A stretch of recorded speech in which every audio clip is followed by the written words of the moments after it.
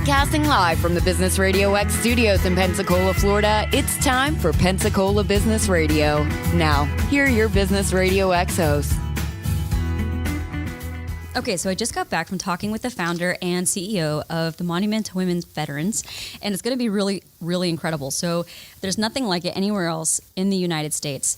There is a monument to women veterans up in Washington, D.C., but it does not encapsulate the entire percentage of what our women are doing nowadays, especially not in regards to As I say, it doesn't have cool flames either, does it? Well, it doesn't have cool flames, no.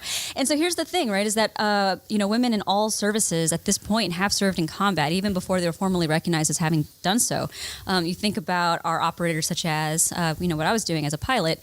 I was actively involved in Iraq and Afghanistan. I was on the front lines. I was picking people up from forward operating bases. And yet, a lot of people wouldn't necessarily recognize that women were on the front lines of combat. So even beyond that... You were picking them up in a C-132, by the way. Yeah. Let's not forget that. Right. It wasn't just a little drive-by and scoop up. That's right, yeah. And also on, sometimes dry lake beds, just wherever you can get in, right? Really cool stuff, yeah. And so the idea is that not even just on the combat portion of it, but all women who have served, it's a significant portion of the veteran population, and there isn't anything that specifically honors that service. Right. And veterans in general...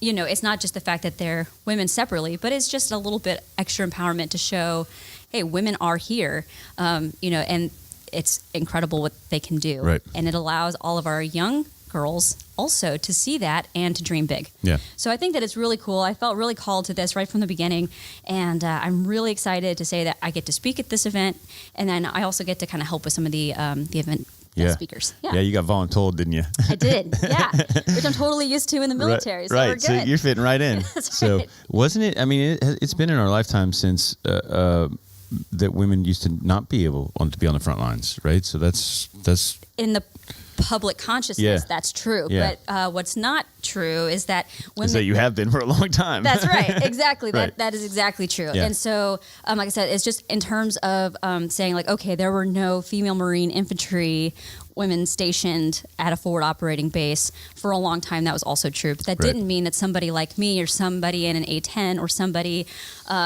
doing some other kind of, forward deployment wasn't still acting in that capacity. So that's the thing. And even, like I said, beyond the combat portion of it, so many women have served in some capacity, whether or not they were actively involved in combat or getting shot at. And so it's really incredible that they're bringing this here of all places. I think that it's just a wonderful opportunity, especially for our young people. It's a great recruiting tool, but more importantly, it's also a great tool for the women that are getting out of the military, because that's not something that you do forever. And so when you're looking at being, a young woman in your late 20s, early 30s and looking to make that transition, now all of a sudden you see a community has your back. Right. They're right behind you. This community that you built up in the military, and then you lose it as you transition. Here's this entire place and all of the organizations that are attached to that place saying, we've got you. We're here for you. Thank you for your service. Now let us be of service to you, which I think is just... It's huge. Awesome. I mean, it really is. And I think that's one of the biggest stories you hear about transition is I used to have everything I needed at my fingertips and a phone call away to where did everybody go? Right. Yeah, I would say that. So I'm in the middle of my transition right now. I'm in terminal leave for medical retirement. And I still have a lot of support from all of my friends, but everybody moves away. You're only in your duty station for 2 to 3 years at a time as an officer. And so all of our friends are starting to go on back to their, their main platforms. And then, we're still here. And so they try to support as much as they can, but they also have, very time-intensive missions that they have to go take care of. And so checking on your well-being, it's like that's now up to you, even if they wish they could be part of it. And so you really have to rebuild your community from scratch as you're making that transition. Right. So it's really wonderful that there's something like this in place that says, hey, let us, come be part of this with us. We're here, right? Yeah, exactly. Build it and they will come. That's right. Okay, so let's just go over some of the logistics, like timeline, dates, all that good stuff. Yeah, absolutely. So March 8th, 9th, and 10th. March 9th is the Saturday. That's going to be the biggest portion of the conference. So that conference is the Shiro Warrior Conference. Look it up. It's on Eventbrite. We're smattering it all across social. Google it. Yes, please do. So that's Shiro, like hero, but with an S, right? Which is brilliant. Yeah, so check that out. It's going to help us celebrate International Women's Empowerment Day on top of it, which is really, really cool. And we're getting all sorts of speakers. So we're going to have local powerhouses, we're going to have veterans, we're going to have folks that run companies, people that serve, people that haven't served but have been namestays inside of the community here. So we've got everybody from former WEAR TV anchors to the first female graduate of the U.S. Naval Academy. We've also got a director of the Department of Veterans Affairs.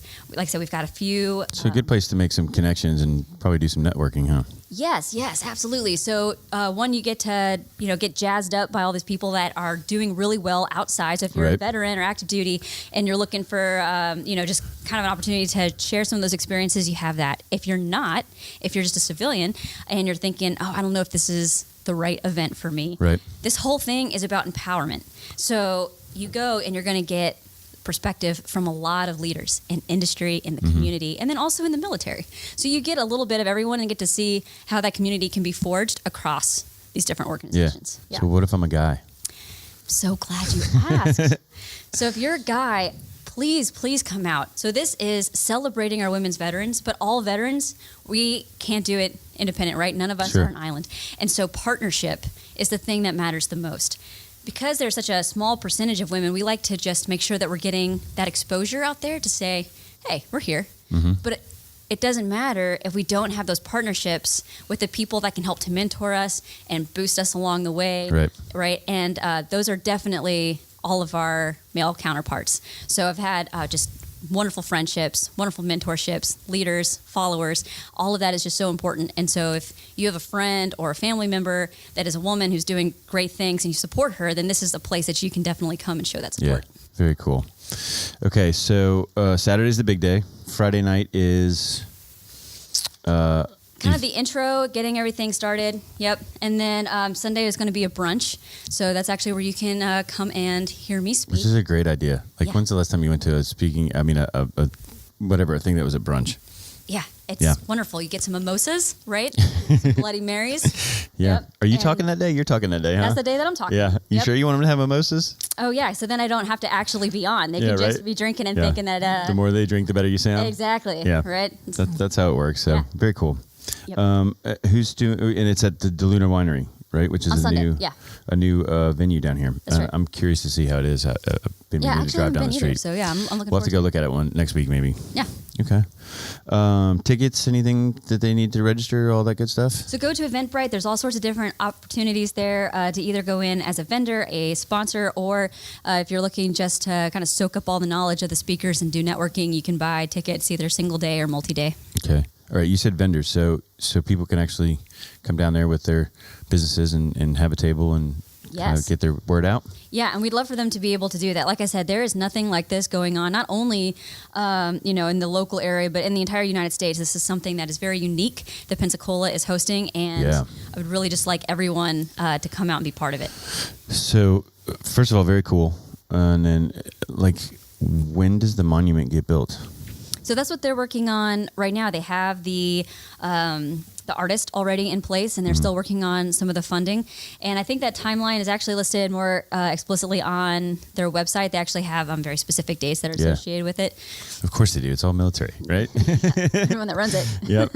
So, and it looks really cool. I mean, I really am impressed with the way that it's been designed. It has a reflection pool. It looks like the wall with names on it. And then it's got the flames that go which into is just awesome. there, 30 feet. Like and way then to rock all it of out. the bronze cast women in their different service dress looking up to the top of the flames. Yeah. So I like to say inspire, empower, and catch fire. There you go. Yeah. Somebody write that down. Yeah. This is why we talk about this. I know, right? Because I'm going to write it down. So, okay, early bird registration, right? So you can get discounted tickets? Yeah, and there's also a, you can use women vets discount code, and then I know that they're also putting active duty military discount codes in place as well. Okay. So they definitely want to encourage those partnerships across, not just, for veterans, but also for our active duty partners as well. Okay, cool. Give the website one more time, and I think that'll be good. All right, it's sherowarrior.com. So it's just like hero, but with an S. sherowarrior.com. Perfect. All right, cool. Good. All right, I want to thank everybody for listening today. My name's Keith Overt. This has been Pensacola Business Radio. You can find us at Picola Radio X on Twitter, Picola BRX on Facebook. You can find us on LinkedIn at businessradioxstudios.pensacola, or you can find us on Instagram at Pensacola Business Radio, or on our websites at businessradiox.com, or on our live feed at businessradiox.live. If you are interested in being a guest on Business Radio X, please visit either one of our sites or our social media sites to find